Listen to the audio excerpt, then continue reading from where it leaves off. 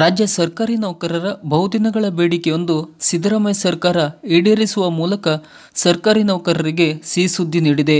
ಹೌದು, 7ನೇ ವೇತನ ಆಯೋಗ ಶಿಫಾರಸಿನಲ್ಲಿ ವೇತನ ಏರಿಕೆ ಜೊತೆಗೆ ಸರ್ಕಾರಿ ನೌಕರರಿಗೆ ಮತ್ತು ನೌಕರರ ಕುಟುಂಬಕ್ಕೆ ಉಚಿತ ವೈದ್ಯಕೀಯ ಚಿಕಿತ್ಸೆ ನೀಡಬೇಕೆನ್ನುವುದು. ಕಳೆದ ಆಗಸ್ಟ್ನಲ್ಲಿ 7ನೇ ವೇತನ ಜಾರಿಗೆ ಆದೇಶ ಹೊರಡಿಸಿದರೂ ಉಚಿತ ಚಿಕಿತ್ಸೆಯ ಬಗ್ಗೆ ಸಿಎಂ ಸಿದ್ದರಾಮಯ್ಯ ಯಾವುದೇ ಪ್ರತಿಕ್ರಿಯೆ ನೀಡಲಿಲ್ಲವಾಗಿತ್ತು. ಈಗ ಉಚಿತ ಚಿಕಿತ್ಸೆ ಅಂದರೆ ಸರ್ಕಾರಿ ನೌಕರರಿಗೆ ಆರೋಗ್ಯ ಸಂಜೀವಿನಿ ಯೋಜನೆ ಬಗ್ಗೆ ಮಹತ್ವದ ಮಾಹಿತಿ ನೀಡಿದ್ದು, ಯಾರ್ಯಾರಿಗೆ ಈ ಉಚಿತ ಚಿಕಿತ್ಸೆ ಯೋಜನೆ ಸೌಲಭ್ಯ ದೊರೆಯಲಿದೆ ಎಂಬ ಪ್ರತಿಯನ್ನು ಸರ್ಕಾರ ಬಿಡುಗಡೆ ಮಾಡಿದೆ ಮತ್ತು ಶೀಘ್ರದಲ್ಲೇ ಸರ್ಕಾರಿ ನೌಕರರಿಗೆ ಉಚಿತ ವೈದ್ಯಕೀಯ ಸೌಲಭ್ಯದ ಆದೇಶ ಹೊರಬೀಳಲಿದೆ. ಇನ್ನು ಸರ್ಕಾರ ಹೊರಡಿಸಿರುವ ಆರೋಗ್ಯ ಸಂಜೀವಿನಿ ಪ್ರತಿಯ ವಿವರ ಹೀಗಿದೆ. ಕರ್ನಾಟಕ ರಾಜ್ಯ ಸರ್ಕಾರಿ ನೌಕರರು ಮತ್ತು ಅವರ ಅವಲಂಬಿತ ಸದಸ್ಯರು ವೈದ್ಯಕೀಯ ಹಾಜರಾತಿ ನಿಯಮಗಳು 1963 ಅನ್ವಯ ಕೆಲವೊಂದು ಇಲಾಖೆ ಮತ್ತು ಗುಂಪುಗಳನ್ನು ಹೊರತುಪಡಿಸಿ ಎಲ್ಲ ಸರ್ಕಾರಿ ನೌಕರರು ಮತ್ತು ಅವರ ಅವಲಂಬಿತ ಸದಸ್ಯರು ಕರ್ನಾಟಕ ಆರೋಗ್ಯ ಸಂಜೀವಿನಿ ಯೋಜನೆಗೆ ಅರ್ಹರಾಗಿರುತ್ತಾರೆ.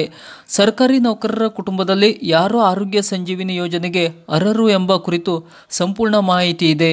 ಕರ್ನಾಟಕ ಸರ್ಕಾರಿ ನೌಕರರ ನಿಯಮಗಳು 1963 ನಿಯಮ 2ರಲ್ಲಿನ ಕುಟುಂಬ ಅಂದರೆ ಸರ್ಕಾರಿ ನೌಕರರ ಪತಿ, ಪತ್ನಿ, ತಂದೆ ಮತ್ತು ತಾಯಿ ಅವರು ಸರ್ಕಾರಿ ನೌಕರರೊಂದಿಗೆ ಸಾಮಾನ್ಯವಾಗಿ ವಾಸವಾಗಿದ್ದಲ್ಲಿ ಮತ್ತು ಅವರ ಒಟ್ಟು ಮಾಸಿಕ ಆದಾಯ ಕುಟುಂಬ ಪಿಂಚಣಿ ₹8,500 ಹಾಗೂ ಚಾಲ್ತಿಯಲ್ಲಿದ್ದ ತುಟ್ಟಿ ಭತ್ಯೆಯನ್ನು ಒಳಗೊಂಡ ಮೊತ್ತವನ್ನು ಮೀರಿರಬಾರದು. ಸರ್ಕಾರಿ ನೌಕರನ ಮೇಲೆ ಸಂಪೂರ್ಣವಾಗಿ ಅವಲಂಬಿತರಾಗಿರಬೇಕು. ಮಕ್ಕಳು, ದತ್ತು ಪಡೆದ ಮಕ್ಕಳು ಮತ್ತು ಮಲ ಮಕ್ಕಳನ್ನೊಳಗೊಂಡರೂ ಕೂಡ ಇದರಲ್ಲಿ ಅರ್ಹರಾಗಿರುತ್ತಾರೆ. ಸಾರ್ವಜನಿಕ ವಲಯದ ಇತರೆ ನೌಕರರು ಅಂದರೆ ಸ್ಥಳೀಯ ಸಂಸ್ಥೆ, ಸ್ನಾಯತ್ತ ಸಂಸ್ಥೆಗಳು, ಅನುದಾನಿತ ಸಂಸ್ಥೆ, ವಿಶ್ವವಿದ್ಯಾಲಯಗಳು, ಶಾಸನಬದ್ಧ ಸಂಸ್ಥೆಗಳು, ಗುತ್ತಿಗೆ, ಹೊರಗುತ್ತಿಗೆ ನೌಕರರು, ಅರೆಕಾಲಿಕ ನೌಕರರು, ದಿನಗೂಲಿ ನೌಕರರು ಈ ಯೋಜನೆಗೆ ಒಳಪಡುವುದಿಲ್ಲ.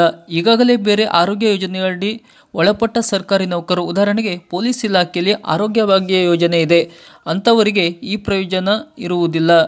ಈ ರಾಜ್ಯ ಸೇವೆಯಲ್ಲಿ ನಿಯೋಜನೆ ಎರವಲು ಸೇವೆಯ ಮೇರೆಗೆ ಕರ್ತವ್ಯ ನಿರ್ವಹಿಸುತ್ತಿರುವ ಕೇಂದ್ರ ಸರ್ಕಾರಿ ನೌಕರರು, ಸಾರ್ವಜನಿಕ ವಲಯದ ಸ್ಥಾಪನೆಯ ನೌಕರರು ಈ ಯೋಜನೆಗೆ ಒಳಪಡುವುದಿಲ್ಲ. ಸಾರ್ವಜನಿಕ ವಲಯದ ಸ್ಥಾಪನೆ ಎಂದರೆ ಕರ್ನಾಟಕ ನಾಗರಿಕ ಸೇವೆಗಳು ನಿಯಮಗಳು 1977ರ ನಿಯಮ 5ರಲ್ಲಿನ ನಿರ್ದಿಷ್ಟಪಡಿಸಲಾದ ಸ್ಥಾಪನೆಗಳ ನೌಕರರು. ವೈದ್ಯಕೀಯ ಚಿಕಿತ್ಸೆ ನೀಡುವ ಸಂಬಂಧ ರಾಜ್ಯ ಸರ್ಕಾರವು ರೂಪಿಸಿರುವ ಪ್ರತ್ಯೇಕ ನಿಯಮಗಳು ಅನ್ವಯವಾಗುವ ಇತರೆ ಯಾವುದೇ ವರ್ಗದ ವ್ಯಕ್ತಿಗಳಿಗೆ ಈ ಯೋಜನೆ ಅನ್ವಯಿಸುವುದಿಲ್ಲ. ನ್ಯಾಯಾಂಗ ಸೇವೆಯ ಅಧಿಕಾರಿಗಳು ಮತ್ತು ರಾಜ್ಯ ಉಚ್ಚ ನ್ಯಾಯಾಲಯದ ನೌಕರರು ಈ ಯೋಜನೆ ಒಳಪಡುವುದಿಲ್ಲ.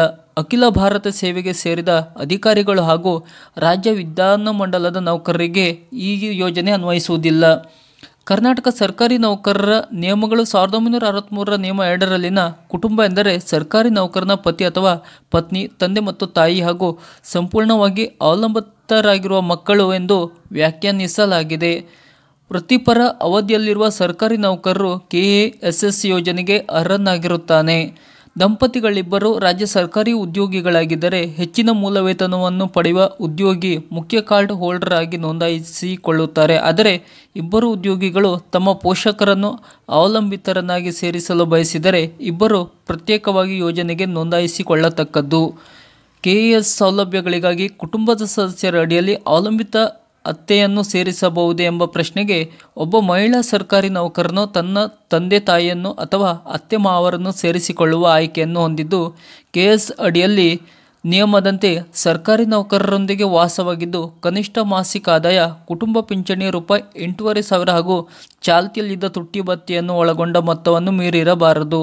ಹೆಣ್ಣು ಅಥವಾ ಗಂಡು ಮಕ್ಕಳು ಗಳಿಸಲು ಪ್ರಾರಂಭಿಸುವವರೆಗೆ ಅಥವಾ 30 ವರ್ಷ ವಯಸ್ಸನ್ನು ತಲುಪುವವರೆಗೆ ಅಥವಾ ಮದುವೆಯಾಗುವವರೆಗೆ ಅರ್ಹನಾಗಿರುತ್ತಾನೆ. ಆದರೂ ಮಕ್ಕಳು ಯಾವುದೇ ರೀತಿಯ ಶಾಶ್ವತ ಅಂಗವೈಕಲ್ಯದಿಂದ ಬಳಲುತ್ತಿದ್ದರೆ ಅವರು ಕೆಎಎಸ್ಎಸ್ ಪ್ರಯೋಜನಕ್ಕೆ ಅರ್ಹನಾಗಿರುತ್ತಾನೆ. ಇನ್ನು ನೋಂದಾಯಿತ ಆಸ್ಪತ್ರೆಗಳಲ್ಲಿ ಚಿಕಿತ್ಸೆಯನ್ನು ಪಡೆಯಲು ಫಲಾನುಭವಿಗೆ ಯಾವ ದಾಖಲೆಗಳು ಅಗತ್ಯವಿದೆ? ಫಲಾನುಭವಿಯ ನೋಂದಾಯಿತ ಸಮಯದಲ್ಲಿ ನೀಡುವ ಡಿಡಿಒ ಅವರ ಸಹಿ ಹೊಂದಿರುವ ದೃಢೀಕರಣ ಪತ್ರ ಅಥವಾ ಕೆಎಸ್ ಕಾರ್ಡ್ ಅವಶ್ಯಕತೆ ಇರುತ್ತದೆ. ರೆಫರರ್ ಅಗತ್ಯವಿದೆಯೇ? ರೆಫರರ್ ಉದ್ದೇಶಕ್ಕಾಗಿ ತಜ್ಞರು ನೋಂದಾಯಿತ ಮಾಡಲಾದ ಆಸ್ಪತ್ರೆ ಹೆಸರನ್ನು ಸೂಚಿಸಬೇಕೇ ಎಂಬ ಪ್ರಶ್ನೆಗೆ ಸರ್ಕಾರಿ ವೈದ್ಯರಿಂದ ಯಾವುದೇ ನಿರ್ದೇಶನದ ಅಗತ್ಯವಿಲ್ಲ.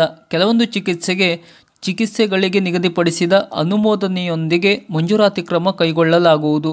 ಕೆಎಸ್ನ ಅಡಿಯಲ್ಲಿ ಪಾವತಿಸಲಾಗುವ ಚಿಕಿತ್ಸಾ ವೆಚ್ಚದ ಅರ್ಥದಾಯಕ ಮೊತ್ತ ಎಷ್ಟು ಎಂಬ ಪ್ರಶ್ನೆಗೆ CGHS ಆಧಾರದಲ್ಲಿ ವೈದ್ಯಕೀಯ ಚಿಕಿತ್ಸೆ ಆಧಾರದ ಮಿತಿಯಲ್ಲಿ ಯಾವುದೇ ಹೊರಮಿತಿ ಇಲ್ಲದೆ ಪಾವತಿಸಲಾಗುತ್ತದೆ. ಕೆಎಸ್ ಫಲಾನುಭವಿಗಳು ಆರೋಗ್ಯ ಸೇವೆಗಳನ್ನು ಸರ್ಕಾರಿ ಆಸ್ಪತ್ರೆಗಳು ಮತ್ತು ಕೆಎಸ್ ನೋಂದಾಯಿತ ಖಾಸಗಿ ಆಸ್ಪತ್ರೆಗಳು ಫಲಾನುಭವಿಗಳು ಸೇವೆಯನ್ನು ಪಡೆಯಬಹುದು. ತುರ್ತು ಸಂದರ್ಭದಲ್ಲಿ ನೋಂದಣಿ ಮಾಡದ ಖಾಸಗಿ ಆಸ್ಪತ್ರೆಗಳಲ್ಲಿ ಚಿಕಿತ್ಸೆಯನ್ನು ಕೂಡ ಪಡೆಯಬಹುದು ಮತ್ತು ನಿಯಮಾನುಸಾರ ಹಿಂಬರಿಸಿಕೊಳ್ಳಲು ಅರ್ಹರಿರುತ್ತಾರೆ. ಮೊದಲ ಹಂತದಲ್ಲಿ ಕೆಎಸ್ನ ಅಡಿಯಲ್ಲಿ ಒಳರೋಗಿ ಚಿಕಿತ್ಸೆ, ಹಗಲು ಚಿಕಿತ್ಸಾ ಕೇಂದ್ರ, ಕಣ್ಣಿನ ಚಿಕಿತ್ಸಾ ಆಸ್ಪತ್ರೆ ಮತ್ತು ದಂತ ಚಿಕಿತ್ಸಾ ಆಸ್ಪತ್ರೆಗಳು ಒಳಗೊಂಡಿರುತ್ತದೆ. ಕೆಎಸ್ ಫಲಾನುಭವಿಗಳು ಮುಂದಿನ ಆದೇಶದವರೆಗೆ ಹೊರರೋಗಿ ಚಿಕಿತ್ಸಾ ಸೌಲಭ್ಯವನ್ನು ಹಿಂಬರಿಸಿಕೊಳ್ಳಲು ಅರ್ಹರಾಗಿರುತ್ತಾರೆ. ಯೂನಿವರ್ಸಲ್ ಇಮ್ಯುನೇಷನ್ ಪ್ರೋಗ್ರಾಂ ಅಡಿಯಲ್ಲಿ ಆವರಿಸಿರುವ ಲಸಿಕೆಗಳು ಹಾಗೂ ಕೆಎಸ್ನ ಅಡಿಯಲ್ಲಿ ನಿರ್ದಿಷ್ಟಪಡಿಸಿದ ಲಸಿಕೆಗಳಿಗೆ ಮಾತ್ರ ಅರ್ಹರಿರುತ್ತಾರೆ. ಇನ್ನೂ ಹಲವಾರು ಮಾಹಿತಿಗಳನ್ನು ಆರೋಗ್ಯ ಸಂಜೀವಿನಿ ಯೋಜನೆಯ ಪ್ರತಿಯಲ್ಲಿ ನೀಡಲಾಗಿದ್ದು, ಸ್ಕ್ರೀನ್ ಮೇಲೆ ನೀಡಿರುವ ವಿಡಿಯೋದಲ್ಲಿ ತಾವು ಕೂಡ ನೋಡಬಹುದು ಮತ್ತು ನಮ್ಮ ಚಾನಲ್ನ ಕಮ್ಯುನಿಟಿ ಬಾಕ್ಸ್ನಲ್ಲೂ ಕೂಡ ಈ ಬಗ್ಗೆ ಪ್ರತಿಯನ್ನು ಹಾಕಲಾಗುವುದು. ಇದಕ್ಕೆ ಸಂಬಂಧಪಟ್ಟವರು ವೀಕ್ಷಿಸಬಹುದು. ಸರ್ಕಾರದ ಈ ಥರದ ಇನ್ನಷ್ಟು ಮಾಹಿತಿಗಳಿಗೆ ನಮ್ಮ ಚಾನಲನ್ನು ಸಬ್ಸ್ಕ್ರೈಬ್ ಮಾಡಿ. ನಮಸ್ಕಾರ.